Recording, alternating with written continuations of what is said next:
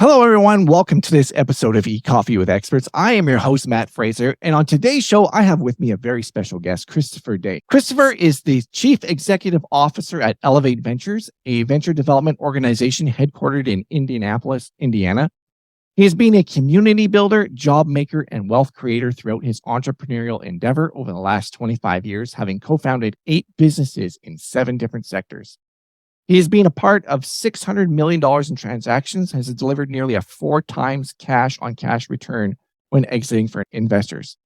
These experiences and interactions across many industries with strategic venture capital and private equity investors give Christopher a truly unique perspective when evaluating people and opportunities. Christopher is the proud father of a 14-year-old son and resides in Ninesville, Indiana. He has been the proud papa, coaching many of his son's soccer and basketball teams. Christopher, thank you so much for being here. Welcome to the show. Thank you, Matt. Excited to be here and great to meet you. Yeah, thank you very much. Hey, I just always ask everybody this question. How would your high school teachers describe you as a student? If I'm going to be fully transparent, one of my high school teachers told me I was a cop-out because I dropped her class. My math teacher, so I was in all the advanced math classes, the math teacher would say that when I was interested in something and wanted to apply myself, that I crushed it. But I had lots of other interests in high school. So, and then some teachers would have said that I was a leader and things of that nature. So it's a mixed bag, really, honestly, between different teachers. I guess that's how we are. We're complicated people in some regard. Did you always have a desire to be an entrepreneur? Were you the guy with the paper route and the lemonade stand and that sort of deal? Yeah. So I grew up on a small farm about 15 miles out away from Purdue, to give people an idea where that was. And so we grew up, we were German Baptist, which is what I call like Amish people with wills, went to church on Sundays on a horse and buggy and those kinds of fun things, no TV, etc. And so we sold melons on the roadside for 75 cents, which is somewhat of an entrepreneurial endeavor. And then when I was 15 years old, one of my first, I guess it was my second job. My first job was detasseling corn. My second job was to put trash in a dumpster on a construction site. And the person I worked for, the owner of the company had a Bronco and a bag phone. And I knew at that moment, the first day when I saw him in the Bronco and the bag phone, that is what I wanted to do. I wanted to own my own commercial general contracting company someday. And I did that when I was 15 years old. And I think largely I want to be an entrepreneur because I never was one for authority necessarily. Anyways, and so years later, I learned that I was actually a developer that self-performed as construction. And then I'm like, I want to be a commercial developer. And then I actually started a tech company to go hopefully grow a company, make some money, and then go be a commercial developer. And I just kept going through a series of starting companies. Oh, wow.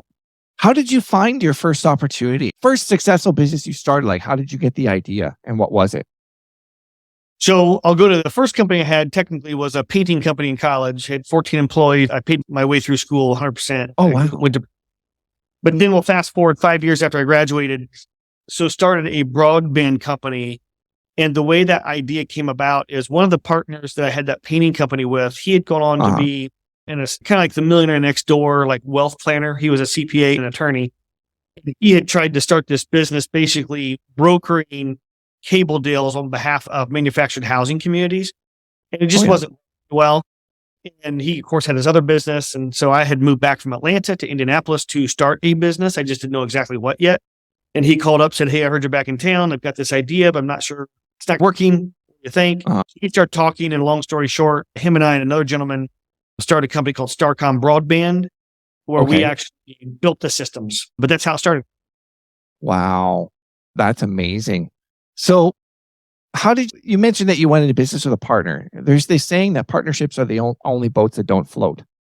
How do you navigate working with partners then when you take them on? Is it, for instance, I can't remember his name right now off the top of my head, but he wrote the E-Myth Revisited. Michael Gerber wrote the E-Myth Revisited, and he talked about making sure that everybody knows their roles, duties, and responsibilities, and the informational organizational hierarchy, so that there is no fighting or arguing or knowing what the quote unquote rules are up front. That's right. Would you say that's a key ingredient in regards to making partnerships successful? Yeah, 100%. And I think it's really easy to deal with, especially if you do it on day one. Okay. So I've probably had, whether it's investors or partners or operating partners or partners in whatever sort, I don't know, 100 maybe over the course of all businesses, plus or minus somewhere. And the vast majority, 97%, are awesome, right? There's been a few percent of wonkiness.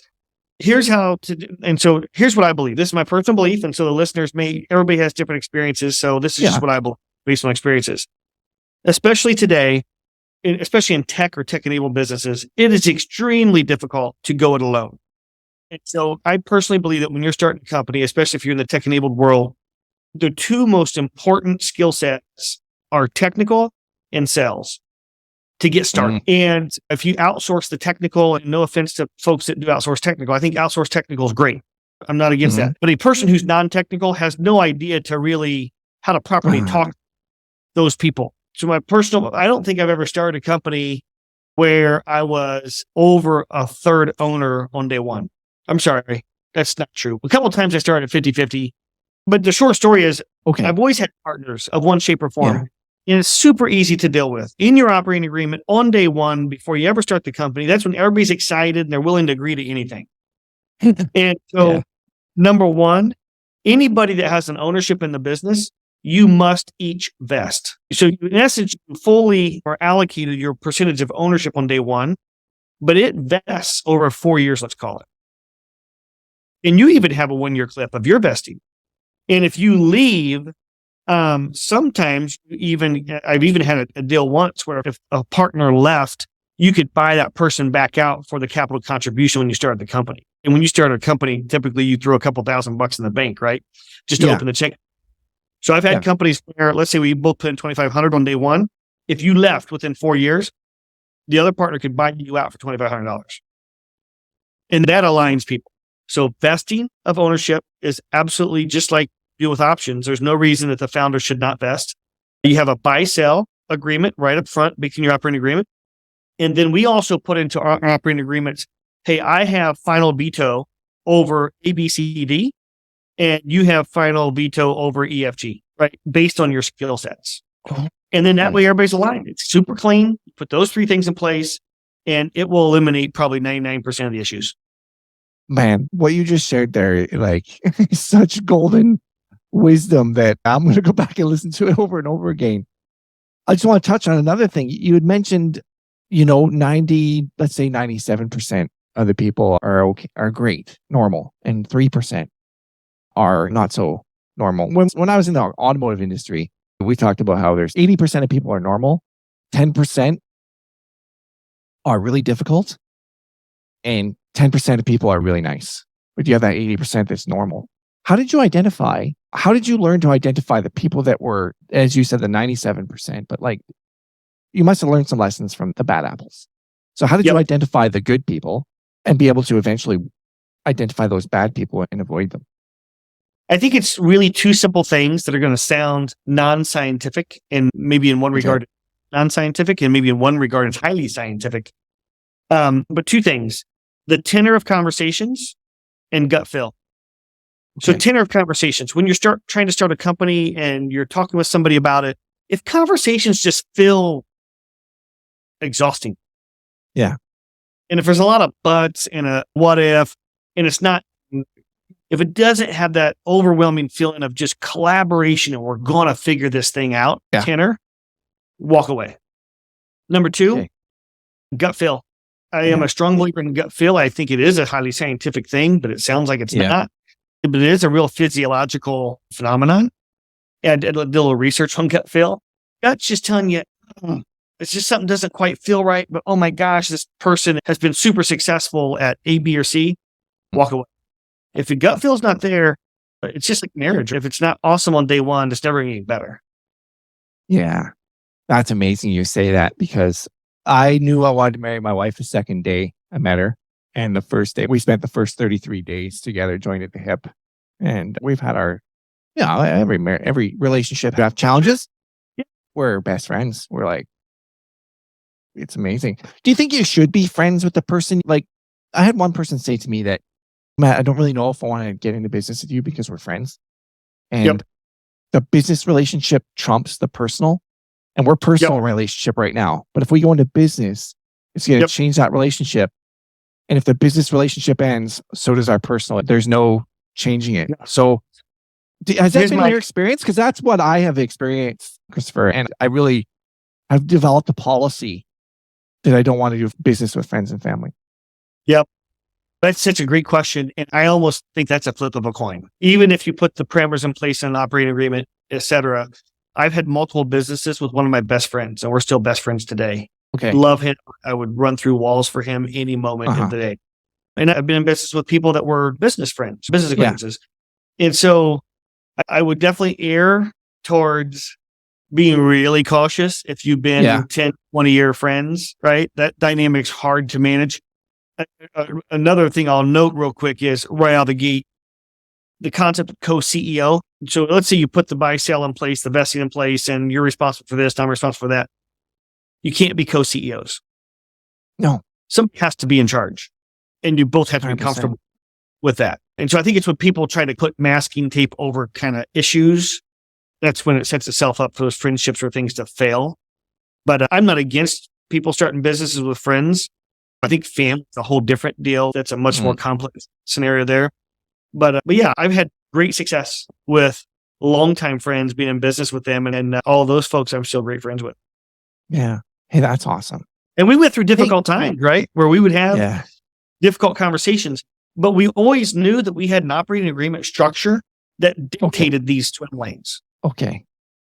So making sure that those agreements, there's a lot of people that start businesses and they're good at the idea and maybe they're good at sales and marketing, but everything that you're talking about, it's like you go to another level and you go to another level and you go to another level. For instance, Tyra Banks, she went to some kind of entrepreneurial thing at Harvard and she was just blown away by all of that she learned about business from that experience. So are there resources? Let's say there's a small business owner out there that wants to, or an agency owner that wants to like scale his business. He's good at digital marketing. He's good at the implementation of those things. Not so good at the business side of things. How can a person find these resources that doesn't have the time to go to university? Or is there resources that you would recommend from your experiences of what you've garnered over the years? I personally believe that you can always make whatever your core skill sets are better. But I don't think if I'm not a salesperson, I can magically just become a great salesperson.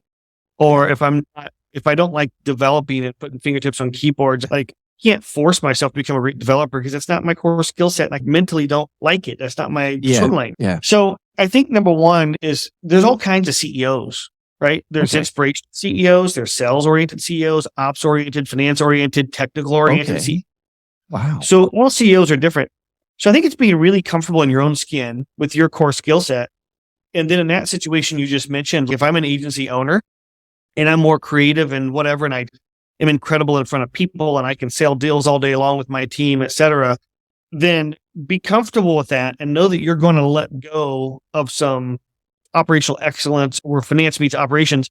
And you hire that CFO or the COO or even a president to run the operations, right?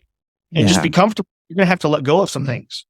And can't micromanage. That's hard for people to do. It's hard for a lot of entrepreneurs to do, to not micromanage. I found like I've done introspective things over the years and grown as a person. And I would just put things, this is what you're responsible for. Because I realize I can't do everything anymore. 46 years old. I already learned it. Maybe I wish I'd learned it earlier, but how can that happen? Literally, that is a soft skill. You have to look in front of the mirror and say, I'm going to let go. I'm not going to micromanage. You write down on a 1 or 2 page piece of paper, here's that role. And here's, you're going to own, and you have to step back and let them do it. So it's declaring what the duties are up front and saying, that is not my lane. I'm going to stay out of that lane. That's awesome. And then making sure you let the person do that job. Don't go to their 3 direct reports and backdoor, I think Sally or Ralphie or whatever really should be still doing this old way. You can't do that because that undermines that leader who you hire. Absolutely. Yeah, John Maxwell, he talked about that in one of his books. Many of his books I've read, but one of these in the 21 Irrefutable Laws of Leadership, where he talks about the law of empowerment. He says you have to empower people to do things. He said you always need a mentor and you always need a protege. And you got to practice the law of empowerment. You tell them what the final outcome is, but you don't tell them how to do it. You give them the freedom to decide how to get to that final outcome. That's right. So on that note, I'm a big believer in any company in the world, I believe, can be managed from one piece of paper. And on that one piece of paper, in the upper left-hand corner is the BHAG, the crazy, audacious goal. What would this thing look like someday if we arrived? This would just be insane. Small box, upper left-hand corner. Then your vision and your mission statement and 3-year plan on top line revenue, maybe number of customers, maybe burn rate, right? So just a few high level metrics and at least 3 years. 5 gets a little dicey. So it could be 3 years. And then you have another section that's your 1-year goal. And then another section this quarter. And then in the upper right-hand corner, you put a theme for that quarter. And so basically that aligns the entire team. And the entire team should have this on their desk, right? Or on their computer, on their desktop. Then you manage the company to that. And the quarterly goals are broken. When you get down to the quarterly goals, those are broken down by department. And so your leaders know, here's the most important 3 things we're going to do this quarter. It's going to help us meet our annual goals. It's going to help us meet our 3-year goal. That's going to help us meet our BHAG. It all ties together. Wow. You mentioned those quarterly goals. I've recently discovered a book and a productivity process called the 12-week year. I'm not sure if you're familiar with that or not. But he says, don't think anymore. Oh, it's amazing. It's by Brian P. Morgan and Michael Leamington, I believe. But anyway, they talk about shrinking, no longer treating 12 weeks as a quarter, but treating it as a year in your mind that you only have 12 weeks to get this done. You don't have a year and it can't go over. You can't extend the deadline. You got 1 year in 12 weeks, the mindset to do this. So that's very interesting that you brought that up. Yeah, there's people now that believe, I wish I could remember this lady's name. Awesome podcast I listened to once. I can't remember the company, but anyways, she was talking about how it used to be a strategy plan as an annual event or every few years or whatever. And it's in their company, it's literally a monthly event. Now, I've never gotten that good at it. I do think of strategy in quarterly increments. Every quarter, if you discovered something, it should be blown up and stuck in the trash can, blow it up, put it in the trash can and recharge. Yeah. Because things are changing so quickly in the world that we live in now. I look at what just happened I don't know if people are aware of it. I was saying to my hairstylist, I said, I don't know where you were on November 30th, but the world changed of last year. And I'll allude to what I'm referring to. And it's the release of ChatGPT. Yep. In 5 years from now, maybe not even 5 years, maybe a year, 2 years, 3 years from now, people are going to look back and ask themselves where they were on that day because of how much it's going to change the world. I strongly believe that. People could tell me I'm out to lunch, but I could talk about that to you for an hour.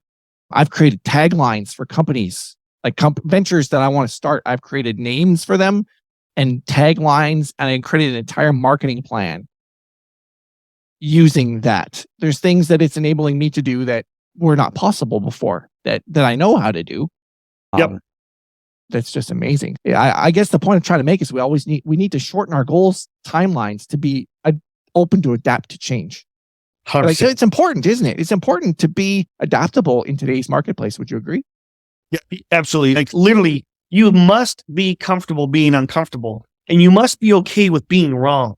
And when you're wrong, don't hide it. Just admit it and say, "Oh my gosh, I was an idiot. Yesterday I thought blah, and I just realized I'm wrong." Just say it. It's so empowering. That act by itself is so empowering to say, you know what, I was wrong. And if you're vulnerable like that, especially your team, your leadership team, and your team at large, like, I made a mistake, right? And that was wrong. Own it, and we're going to change it, and we're going to move this way.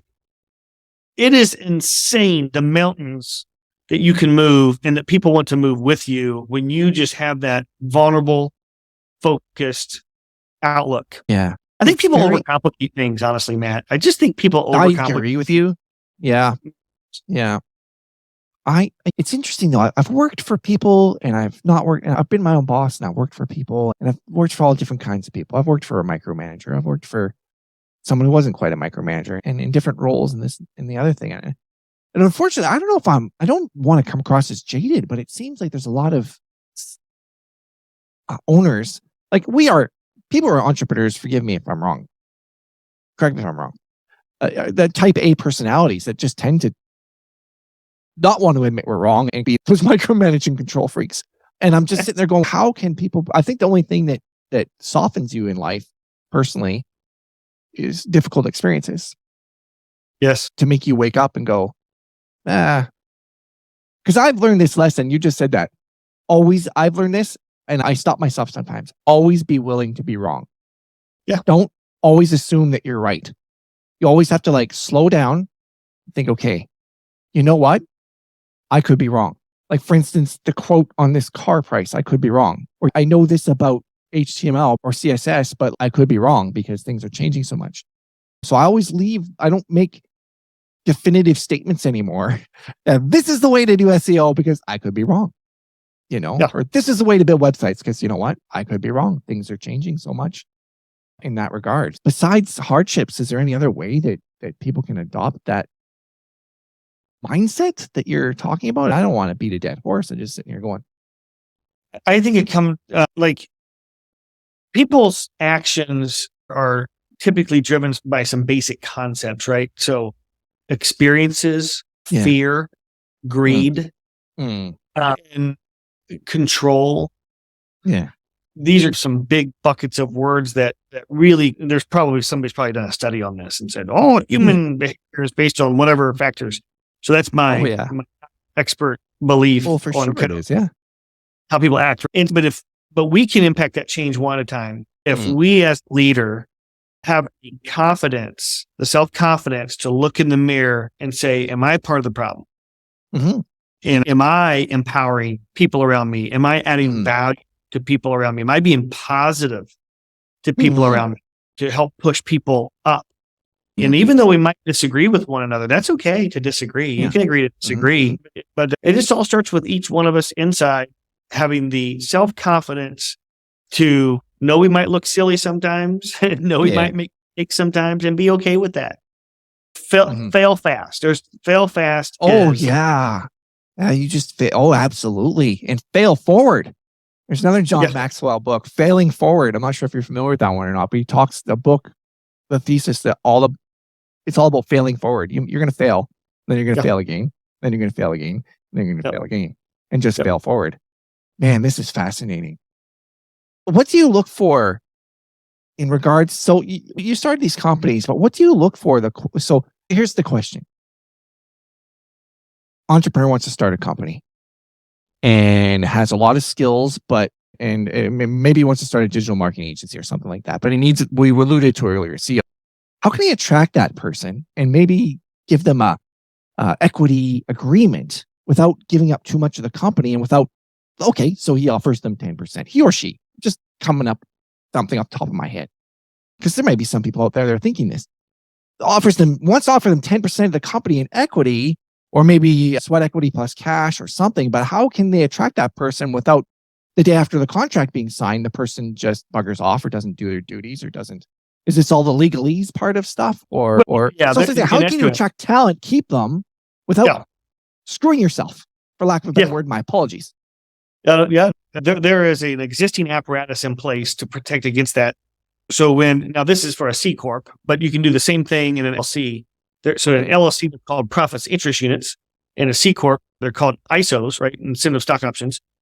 If you have a vesting schedule. So if I want to join your company as a COO, and by the way, how much you give that CEO depends on stage of company and my background, how experienced I am, et cetera, et cetera. But when you give me my options, they start vesting, but there's a 1-year cliff. And so if I'm a schmuck and you have to remove me in 6 months, those options don't do anything. They all just go away. They all just disappear. No harm, no foul. A 1-year cliff. And then thereafter, they could vest monthly or whatever you decide to do over a 4-year time frame. But you're protected by that 1-year cliff. Okay. I had someone pitch me one time on getting into business with them, and they said, Matt, I'll declare an amount. We'll declare the market value of what you do. And let's say it's 100, just throwing a number up there. I made this up. Just don't make me get mad. Like $150 an hour. And your time is valued and we track your time of what you're doing in the business at $150 an hour. And based on how much you improve the business, your time could be worth $300 an hour if you take it in options in shares. But if you take the cash, it's worth half as much. It's worth $75 an hour if you decide to cash out in the first year, or so to speak. And I don't really know if that's a good business setup. I didn't go forward with that venture. My gut feeling, as you alluded to earlier, told me not to. But that's a structured deal that someone came up with. Have you heard of something like that before? Or are there other scenarios that you would recommend for people to do? I'm just trying to give people ideas of different ways to think is all I'm trying to accomplish. So this is just based off experience and opinion. I could be wrong. Yeah. But I think if it's not looked at through the lens or the context of the company as a whole, one of the parties could be way off, high or low. And because the whole point of options or equity is not really to exchange what your compensation should be normally. It's incentive to get that person about that thing for 24/7. Yeah, exactly. Yes. It's golden handcuffs, right? Yeah, the golden handcuffs. It's not in lieu of comp, it's and comp. Yeah. Yeah, exactly. Yeah, exactly. And are there any other unique ways you can think of to put golden handcuffs on people that we haven't talked about? That I'm just curious about. In unique structuring. I don't know. If you can't talk about that, by the way, you can plead the fifth and I'll understand. And I'll move on. There's things like profit share. So some people do profit sharing. That's not tech ISOs or non-qual or something like of that nature. So profit sharing can definitely be done. Accelerated deal bonuses, but then you're at risk of when that thing happens and they're just like, I'm gonna go to the next thing now. So I think it's more about trying to make sure you're aligned on trying to accomplish this vision that you're both really excited about. And then get after it. Yeah. And you can do profit sharing without equity, can't you? With employees? Absolutely. Yep. Yeah. To give them incentive and then eventually enable them to maybe own part of the equity. So you've been successful in several different ventures, and even in your role right now, I was watching on YouTube how the things you've done have really contributed to the economy in your local area, in the state. And what do you look for now that we could talk about all the companies you've started and the ventures you've been successful with, but what do you look for in either startups or in companies? I guess there's lots of questions I could ask, and I should narrow it down. My apologies. Yeah. First of all, what do you look for in a pitch? Could I start with that? Yeah, absolutely. So real quick, high level. Sure. So the Kauffman Foundation has the tale of two entrepreneurs, right? So there's this SME and an IDE. The SME is a small and medium enterprise. And then the IDE is innovation-driven enterprise.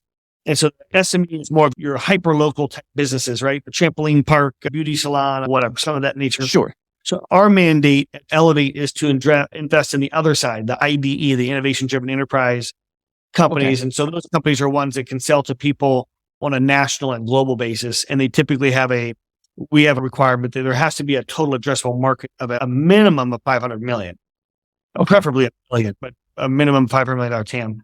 So that's number one, kind of super high level. The companies that we're outsourcing and vetting meet that IDE kind of side of the tale of two entrepreneurs that the Kauffman Foundation puts out. So then we're looking for, so it depends on what stage the company is, right? So we invest in, we touch a little bit of ideation pre-seed with one set of funding, but seed and early stage or Series A is the part of the continuum that we currently invest in. We're looking for kind of different things at pre-seed versus Series A.